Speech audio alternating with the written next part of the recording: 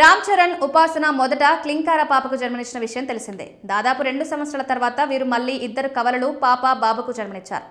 దీంతో చాలా మంది వీరి జాతకం ఎలా ఉంటుందో తెలుసుకోవడానికి ఇంట్రెస్ట్ చూపుతున్నారు. ఎంతో మంది జ్యోతిషులు కూడా వీరి జాతకం గురించి చెప్తున్నారు. మహాజాతకులు అంటూ పండితులు వారి జాతకం నుంచి తెలుస్తున్నారు. ఉపాసన జనవరి 31న పాప బాబుకు జన్మనిచ్చింది. వీరు పునర్వసు నక్షత్రంలో జన్మించారు.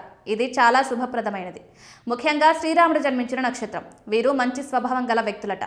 ఈ నక్షత్రంలో పుట్టిన వ్యక్తులు జీవితంలో ఉన్నత స్థానానికి ఎదుగుతారని చెప్తారు. జనవరి 31 శనివారం కావడంతో వీరిపై హనుమాన్ అనుగ్రహం, వెంకటేశ్వర స్వామి అనుగ్రహం కూడా చాలా ఎక్కువగా ఉంటుందట. అంతేకాకుండా ఈ పిల్లలకు లక్ష్మీ కటాక్షం ఎక్కువ ఉంటుందట. చాలా నిశ్శబ్దంగా కనిపిస్తూనే విజయాలను అందుకుంటారట. ఆర్థికంగా కూడా అద్భుతంగా ఉంటుందట.